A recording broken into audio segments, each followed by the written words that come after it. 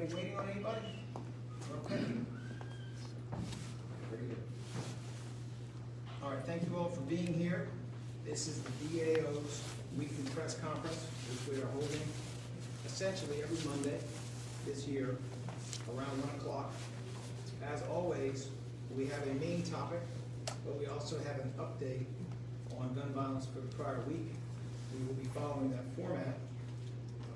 Our main topic is a little bit different because it will be a more general discussion around gun violence, and it will include some discussion of the February 17th incident at Olney in which 8 people were shot at that corner. To the extent we are able to talk about that ongoing investigation, we will have a few words. I want to acknowledge some of the staff members, community stakeholders, and others who are present.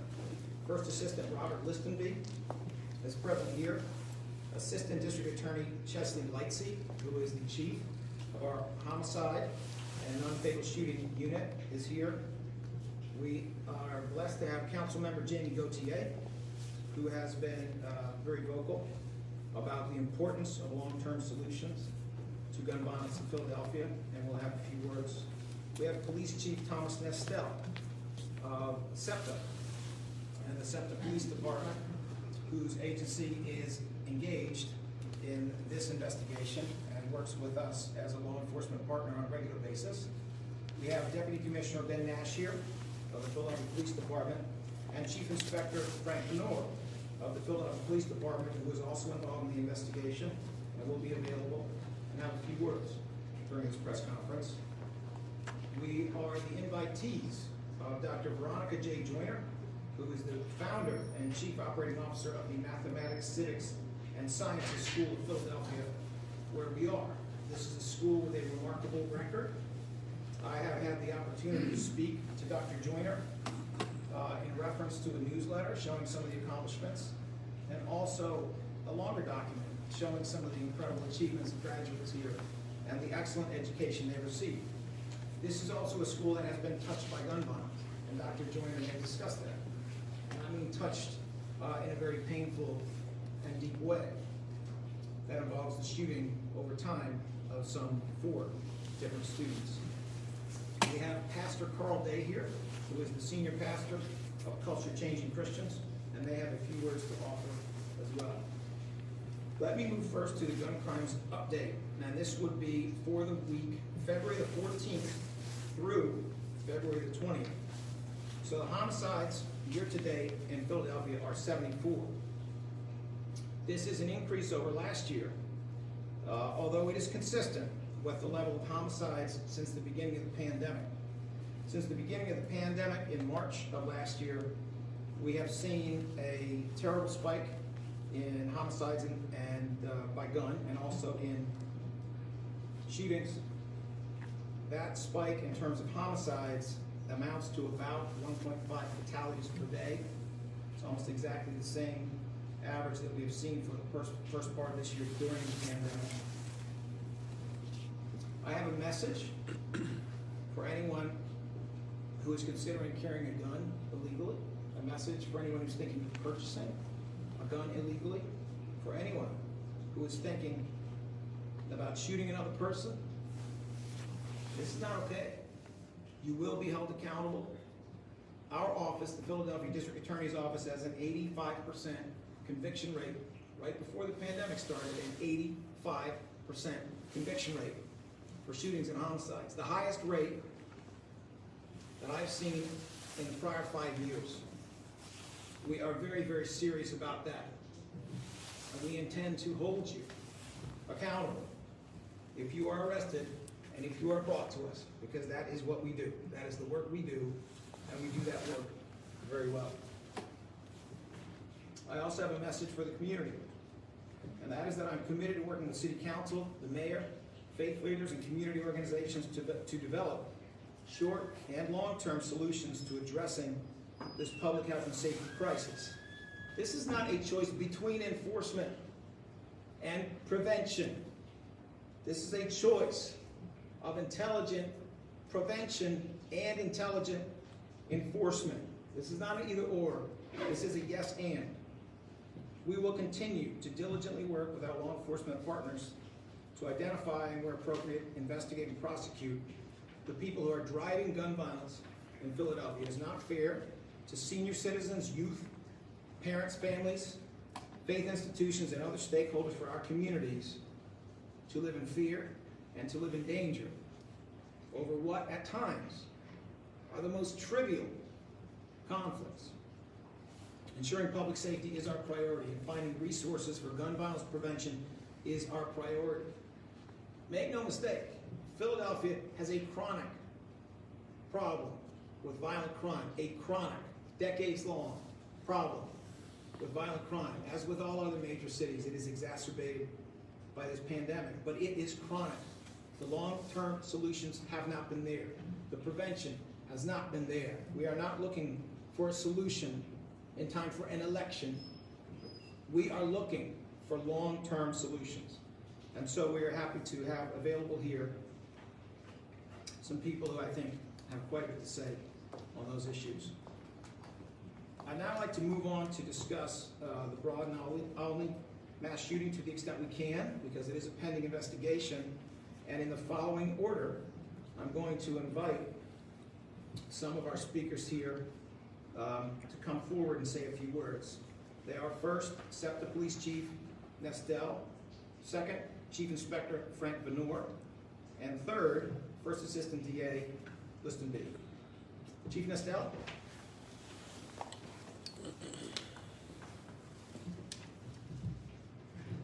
Good morning, Tom Nestel from the SEPTA Transit Police. The violence crisis in Philadelphia is daunting.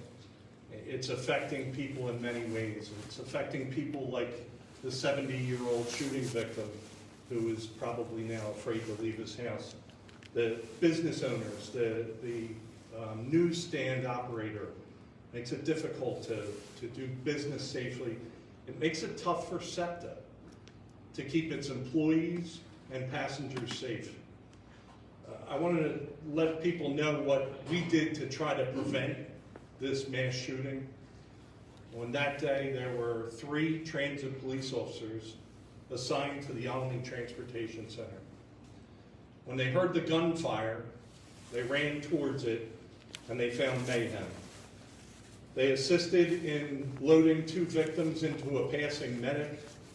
They got patrol cars to take 2 other victims, race them to Einstein Hospital, and they began searching for witnesses. In the meantime, a undercover task force had been working in the area. 2 transit police officers are part of that task force. One of those officers saw a person with a gun, chased them to 15th and Olney, where that person was apprehended, still armed with a gun. No use of deadly force was used to apprehend that person. You know, it's frustrating to know that we had police officers present, and I know that the Philadelphia Police Department did too. I'm speaking solely for the transit police. We had police officers present, and it didn't stop this. You know, anger and revenge is now overtaking the dignity of life, and that has to change.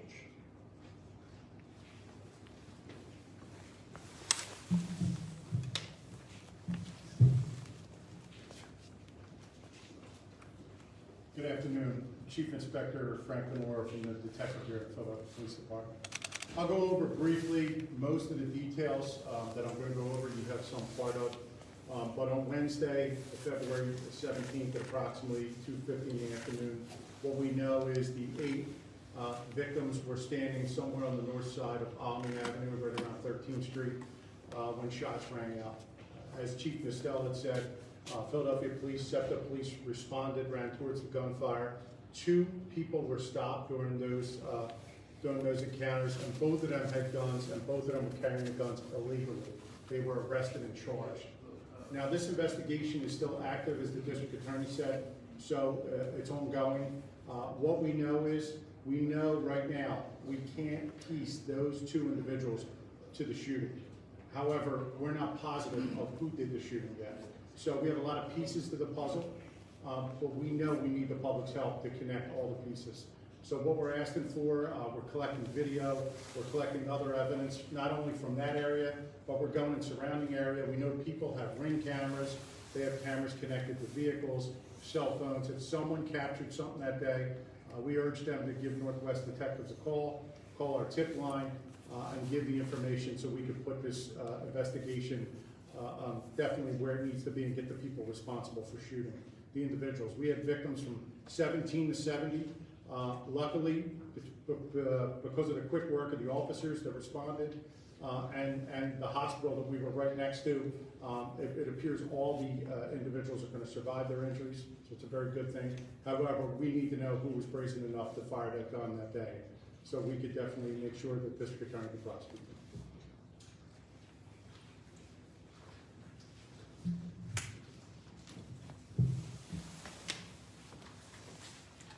Good afternoon. My name is Bob Listenby. I'm First Assistant for District Attorney Krasner. I'd like to thank you for the opportunity to talk to you briefly about the services offered by the District Attorney's Office for victims and witnesses of crimes in the city and county of Philadelphia. It is the mission of the Philadelphia District Attorney's Office to raise the voices of all victims and witnesses through inclusion, information sharing, and advocacy during the criminal trial process. Our staff, through our Victim Services Unit, strives to help victims and witnesses understand their rights under the law and exercise those rights while receiving compassionate and respectful treatment. We strive to complete our mission through commitment to our values. Those values are compassion, integrity, and reliability. We're responsible for and committed to advocating and upholding the rights of victims in Philadelphia and doing our very best to ensure that victims feel supported and heard throughout the criminal justice process. The director of our Philadelphia District Attorney's Office Division of Victim Services is Keziah Cameron, who is a veteran of over 17 years of service as a victim advocate. Her very able assistant supervisor is Ms. Donna Woods. They are dedicated to providing direct and personal services to victims and their families and support to all crime victims and witnesses in Philadelphia. We consistently advocate for victims to be heard through every stage of the process and ensure their voices are considered in every critical decision. Through all the work we do as victim advocates is important. Our most important role is that of the victim's voice during a time when it often feels as if many people are trying to take their voice away. These victims encounter a system that is very complex and often confusing. It is the job of the Victim Services Unit to explain the process. It is our job to walk with them through this experience and to ensure their presence is felt and their voice is heard. It is incumbent upon each of us to remember and that each victim has his or her own experience, that what may be troubling to one person may be completely traumatic to another individual. Let there be no doubt it has been challenging to live up to these responsibilities during the pandemic, which has been almost a year. And indeed, there are many areas where we are striving to improve. Nevertheless, last year, for the calendar year 2020, our Victim Services Unit provided services to over 65,000 victims, witnesses, and their families. We recognize that what happens to individuals happens not just to them, but to their families, and also to their communities. Whenever there's a shooting, a particular mass shooting like the one we had last week, all of our family, my family included, come to me and say, what is going on and what can be done to stop this violence? During the early phases of the pandemic, most of our staff were working in our office because we were not able to provide them with the equipment they needed to work remotely. More recently, we've been able to provide them with electronic equipment so that many of them can work remotely and at home. In spite of our best efforts, there's still room for improvement. The District Attorney's Victim Services Unit is comprised of 30 full-time victim service advocates assigned to the various units across the office. Even with limited staffing, they've worked tirelessly throughout the pandemic, both in the office and remotely, providing aid and services, making sure victims, witnesses, and their families stay informed, providing up-to-date information, and answering their questions. Sometimes these victims and witnesses are threatened.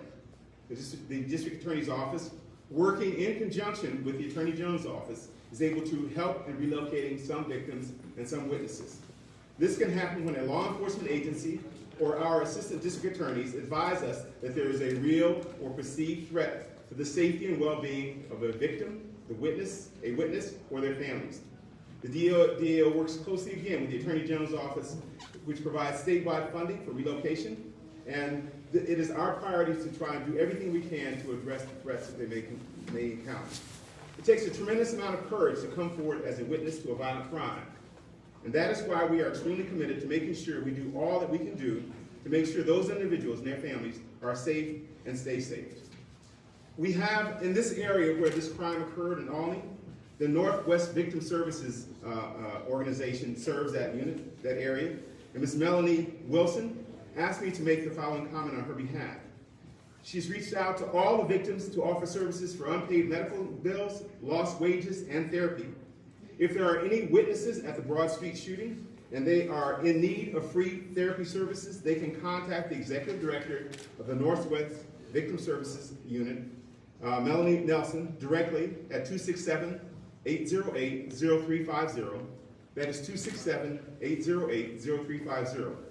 When the shooters are apprehended, an advocate from the Northwest Victim Services will attend court with the victims and witnesses. Thank you.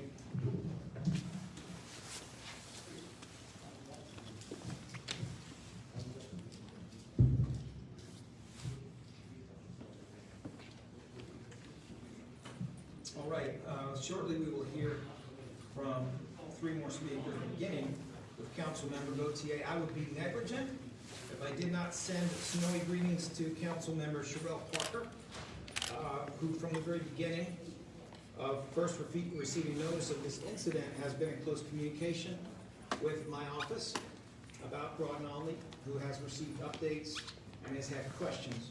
She was invited to be here today, scheduling did not permit it. But nevertheless, I hope she will accept my snowy greetings. We do have Councilmember Jamie Gautier here, who has been very articulate on the issue of long-term solutions to gun violence in the city of Philadelphia. I would love to have several of her colleagues, but in an era of social distancing, it's simply not possible. And so as we go through these different press conferences during this year, if you see one or you see another, it's not because we pick one over another. It's because we have to observe social distancing and be safe in what we are doing. This is not a Donald Trump super spreader event. So I will ask Councilmember Gautier to come forward, followed by Dr. Joyner, and followed by Pastor Carl Day. After that, we will be taking questions from the media. Councilmember?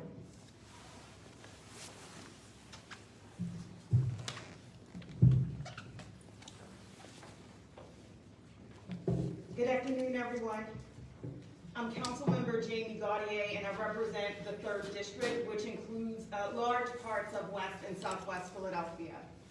I want to thank District Attorney Larry Krasner for inviting me to the DAO's weekly press briefing to say a few words, and for the transparency that his office is bringing to the issue of gun violence in our city through these press briefings.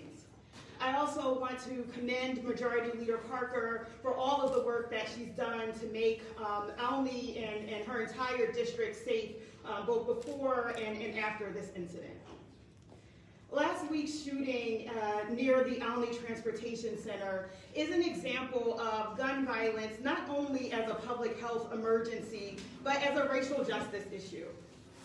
On a Wednesday afternoon in broad daylight, people traveling to and from work or just going about their daily lives were injured by gunfire. Many others were traumatized. The incident adds to the already too long list of Philadelphians shot or killed in the Black or brown communities that they reside in or traverse through. People gathering at rec centers or at parks. Kids playing on their own sidewalks or on their porches. Men and women driving. And just a heartbreaking, staggering amount of young Black men.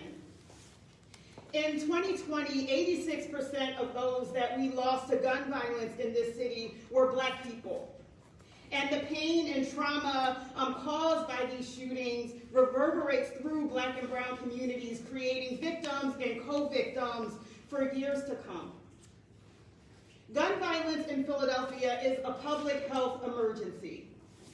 People dying in our streets every day is an emergency. People being afraid to undertake their daily activities or feeling like their cries for help are going unanswered is an emergency. And that's why in September of last year, I put forward a resolution imploring Mayor Kinney to declare gun violence a citywide emergency, and was honored to have the overwhelming support of City Council. Today, I thank DA Krasner for his support, and I also am grateful for his partnership in creating a more urgent, comprehensive response to this crisis that's ravaging our neighborhoods. I look forward to Mayor Kinney's partnership too in approaching this emergency with the treatment that it deserves. Last week, the mayor pledged to fulfill our resolution, but last week's incident in Olney is just the latest example of why we need to move quickly.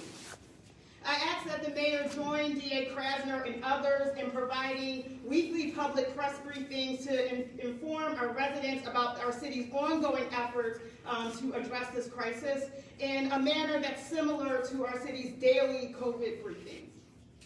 I ask for the implementation of additional community-level violence prevention and intervention efforts with greater speed, transparency, and effectiveness.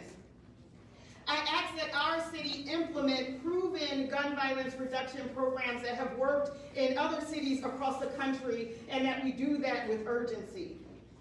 And that we mobilize our city's agencies as well as our dynamic economy, the business community, healthcare organizations, foundations, nonprofit organizations, to ensure that we are tapping into the incredible wealth of resources at our disposal to address this problem. City Council and DA Krasner have supported and endorsed this course of action. 1,300 Philadelphians have signed a petition asking for our city to undertake this course of action. Longtime activist Jamal Johnson went on a 26-day hunger strike, putting his body and his health on the line to ask our city to undertake this course of action. The only thing left now is for us to move forward and for our entire city as a whole to step up and treat this crisis with the priority and level of resources that it deserves. Let us not wait for the next mass shooting to act. Public safety is the most urgent and fundamental human need. And it is the responsibility of government to act in concert with community in creating that sense of safety and security. Today, I pledge my commitment to working to ensure that we have safe communities, safe, well-supported communities where our people can not only exist but thrive.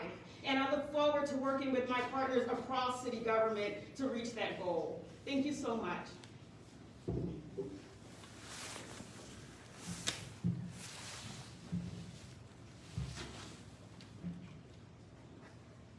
Good afternoon.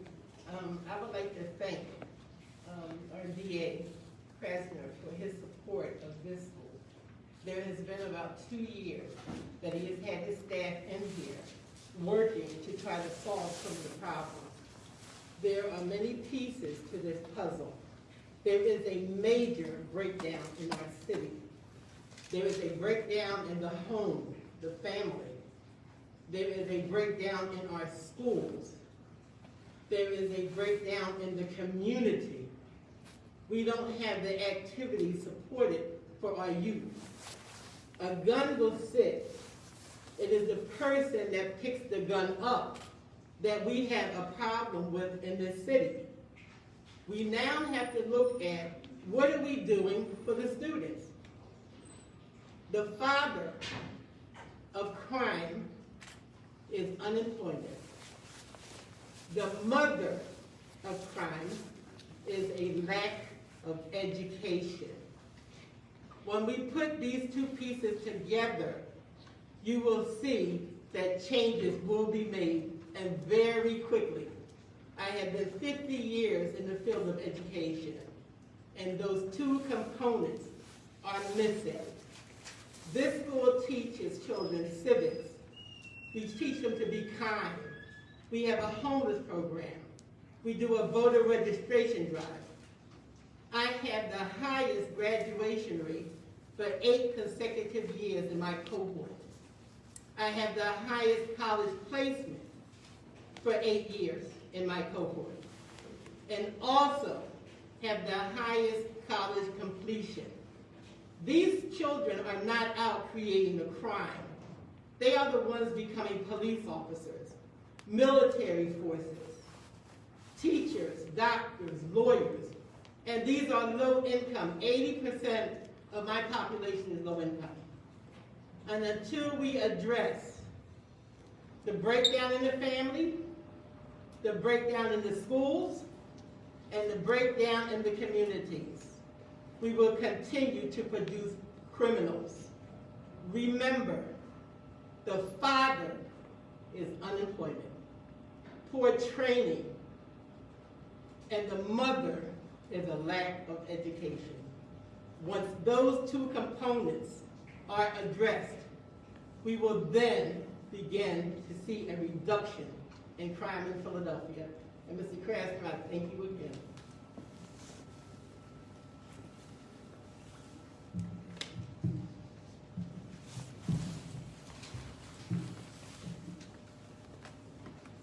Good afternoon.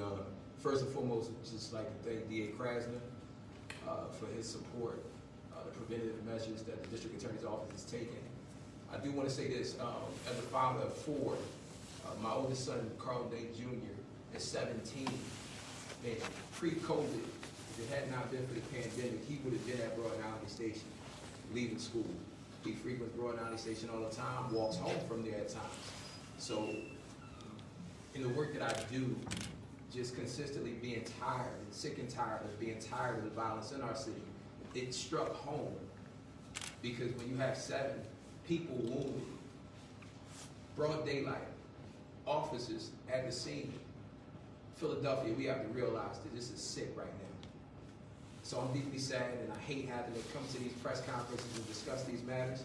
I appreciate the District Attorney's Office because, again, everything from the resources that they provide, whether it's the resource hubs, virtual resource hubs, my contact and constant communication with them, or ways that they can get involved in some of the work that we're doing, and just also just being a listening ear and connecting with them in regards to some of the issues that the brothers have that are out there that are caught up in the web of violence.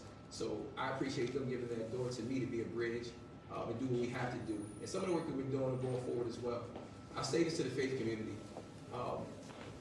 Just like Councilwoman Jamie said, just in regards to city agencies working together, having a level of transparency, it is ultimately crucial right now, faith leaders of all faiths, that we start to unite, that we have to realize that this pandemic may not be going anywhere anytime soon. So in this virtual age where in which we're reaching our people are suffering right now.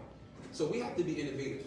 So that means we have to get outside, because clearly snowstorms, pandemics, cold weather isn't deterring anybody from still creating in these acts of crimes. So y'all, we have to sit here and really build amongst each other. I'm currently mobilizing men across Philadelphia right now, and I just open that door of invitation to anyone of any particular faith to come out and join us. And it can be impromptu, doesn't even matter, we'll go anywhere you're at, and we'll do what we have to do to just really demonstrate the love that we're supposed to the core tenets of our faith. So please, y'all, we can't continue to just do this thing virtually. People are outside, people are dying. The preservation of life should go ahead and exceed everything that we're doing right now at this moment. So again, I'm also backing Councilwoman Jamie in regards to just everything that we're going through right now is a state of emergency. I also ask that local agencies work together, working through the nuances of what a state of emergency looks like in Philadelphia, because it would behoove me to not speak for the brothers that I am engaged in encountering out there, realizing that we have to be mindful too, that we won't put ourselves in a place where we're over-policing our communities as well, which may lead to or furthering, hindering the reform work that District Attorney Krasner's office has worked hard for too as well. So we have to build those bridges and bridge those gaps as well, and I'm here for it. I'm not paid by anybody, I'm certainly here because I care. So that's just what it is. So thank you for your time.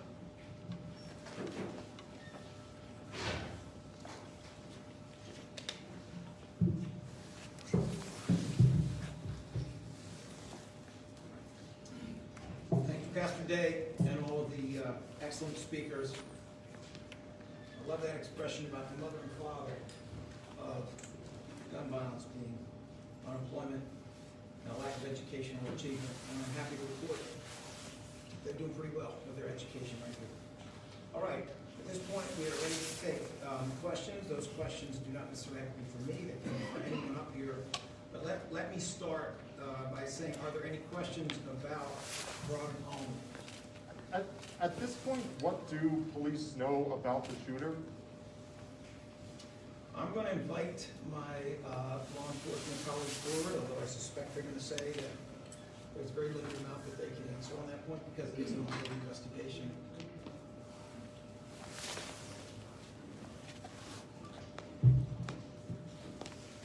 As I said before, we do have some direction. We do have a lot of evidence collected.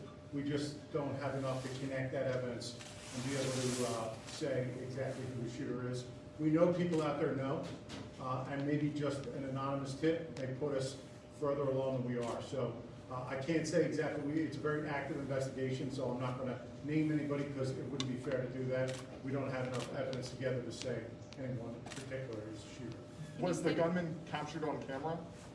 I don't know if the actual shooting is captured on camera. We do have some video that we recovered in the area, but what we need to know is who's who, and that's what we need to know. So that's where we're asking for the help. Can you say if you have a particular person of interest at this point, or? We have direction. We have direction. I'm not going to say or name any person. Do you believe that any of the victims were intended targets? Well, I could say that the majority of them were not. The majority of them were not. If one was, we're still working to connect that. And just to put about another, the majority of the victims were innocent bystanders just waiting for the bus, is that what That's you're right. saying? Waiting for the bus. That's what we believe at this point. They were just there waiting for the bus. Can you? How many would you say may be? I don't want to say particularly, but what we know is that many of those people, of the 8 people, were just standing there and when this all began. The check cashing business now has an officer standing inside. Can you say why there was increased security in that particular business versus? No, I'm not. I really don't know. So I would have to get back on that. Captain, I'm sorry, but at Royal Olney, that's the transportation hub, right? And the average person would ask you, you mean that wasn't on camera? There's a lot of video there, but that particular corner, closer to 13th Street, we don't have that captured, but we have a lot of video coming to and from. So, like I said, we set the pieces together. But the shooting itself, you know, was not recorded. And the shooting itself, I don't believe is captured on video, at least what I know right now. Like I said, there's a lot of video that we don't know about. If someone has something captured, we'd love to see it. Just to clarify, 2 people were arrested with firearms at the scene, but you just can't connect them to the actual. Right. At this point, we don't have them connected to the shooting. However, they're facing charges for having guns illegally on the street. Thanks.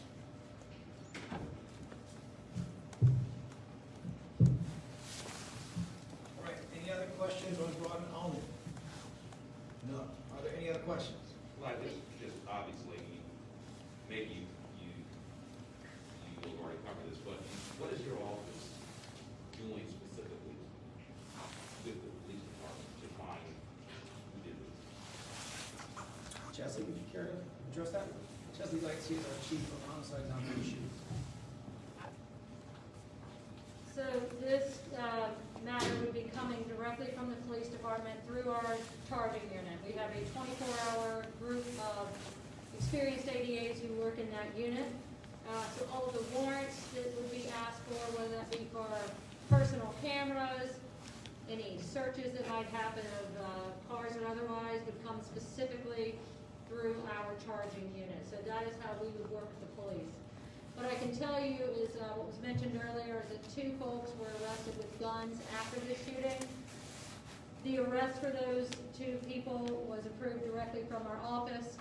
Our office asked the bail commissioners for $999,999 of bail. We did not receive that amount, however, they both did have high bail. Mr. Krasner, I don't have the numbers. Do you have the exact bail numbers that we did get in that matter? 250. So the numbers that we did get on bail for those folks were $250,000 and $400,000 for different for each of them.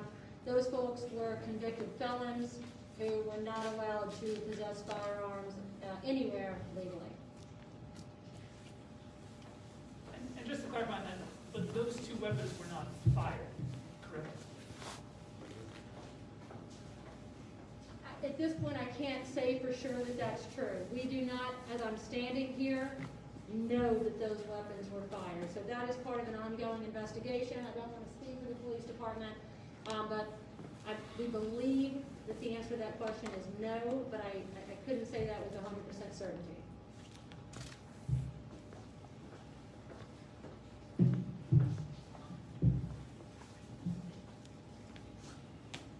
All right, are there any other questions on that topic? Are there any questions on any other topic? The victims, you would have 7 or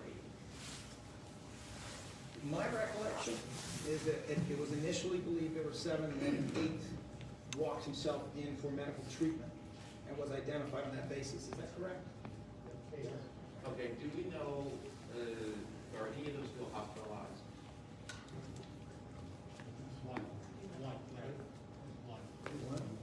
Is that the 71-year-old man? How's it, what's his condition?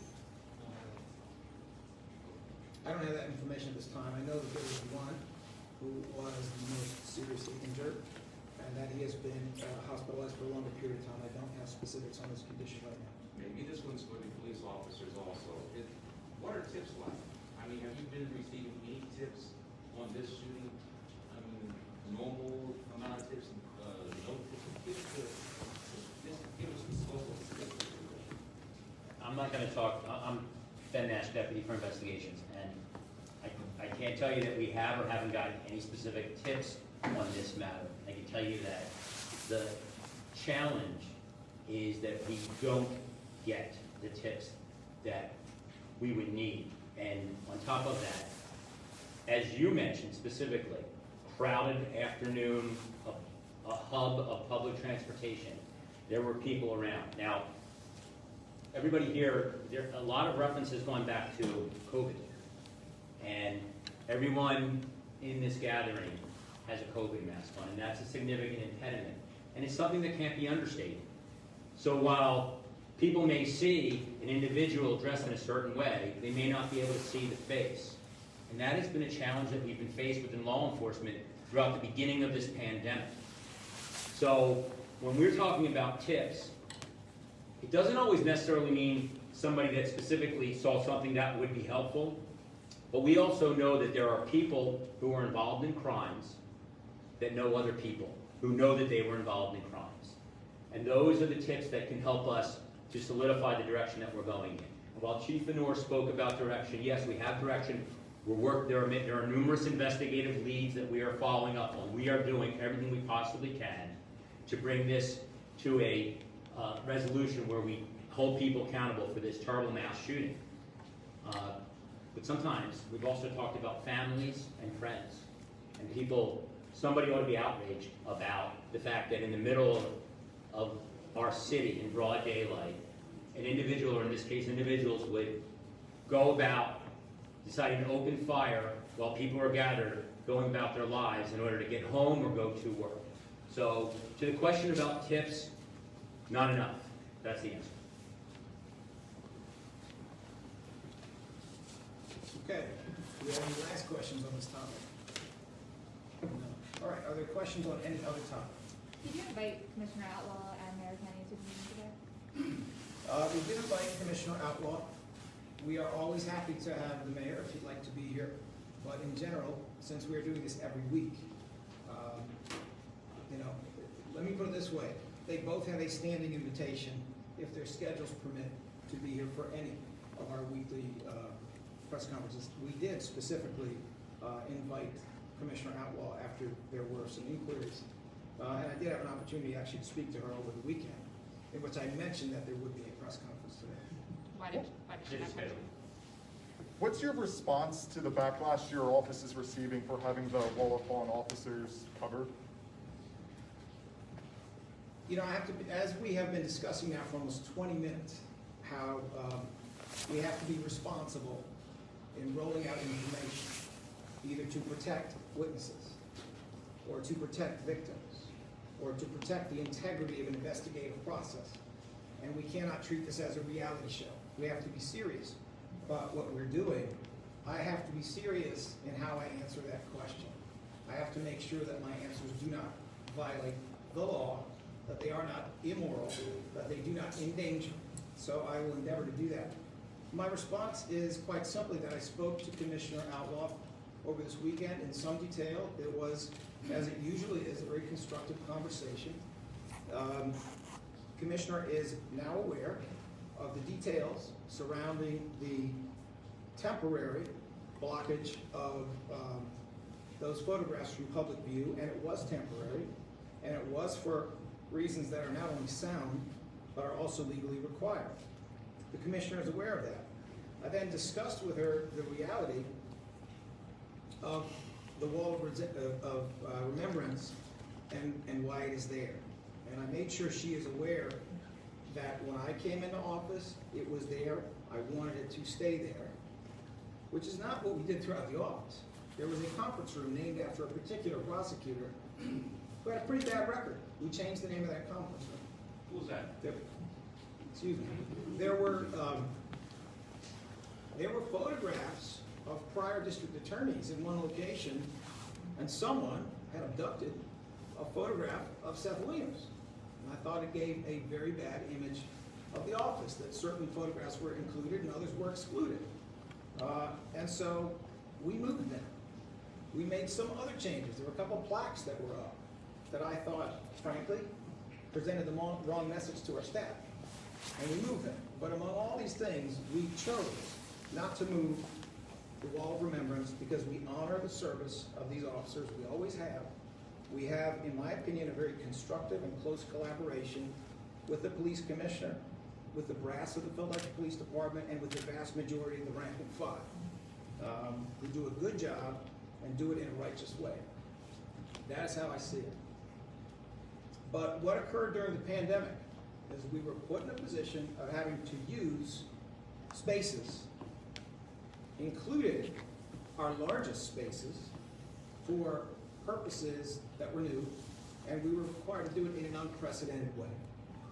And that is why there had to be temporary coverage of those photographs at that time. Now, the commissioner is aware of all of that, but I want to make sure I complete the point, which is I discussed with her what's the best path moving forward, because we really only have two choices. And one is that we continue to do exactly what we were doing, which in my opinion is legally required and entirely appropriate, or that we relocate the wall of remembrance to another space where it is visible to people in the office, but where there will never be a necessity to cover it up. I mean, I suppose maybe if we're painting the wall, but otherwise there would never be a necessity to cover it up. She was on the same page with the second suggestion. And I think in that sense, it was constructive because the use of the room has changed. And if it is the police commissioner's position that it's better to avoid covering them even temporarily, I support that. So that is what the intention is. I can tell you that the details of the relocation have been discussed over the weekend and today with people in the DA's office who are members of the Fraternal Order of Police. Their suggestions will be very seriously considered, and we will be taking care of that. I think that that is about as much as it is appropriate for me to say on that at this time. Do you regret the wall being covered? I do not regret doing what is legally required. Do you regret the wall being covered? I do not regret doing what is legally required. I do think it's unfortunate that there are some people who see the wall of remembrance as being a political tool during a campaign cycle. And I think you all better strap into your seats and put on your seatbelts, because what you're about to see, unfortunately, will be some people who are much more interested in politics than they are in prosecution or policing, trying to use everything and anything as a Trumpian political tool. And I would also respectfully caution members of the media that we all have a responsibility, that our reporting be careful, and that we not endanger people, and that we not run afoul of the law. in how we do our reporting. I'm not saying any of you have done that. That is not my point. But I'm saying we all have a moral responsibility to be careful in what we do when it concerns the safety of individuals, when it concerns compliance with the law. We all have that responsibility, and I appreciate your efforts to comply with that as well. Since you brought the campaign, when are you going to announce your re-election candidate? Mr. Dean, we did, not in the usual way, but we did. We did it the way most of these campaigns are being announced now, which is with a social media announcement. It was probably about a week or a week and a half ago that was put up. All right, thanks, everybody. Thank you very much. A lot of people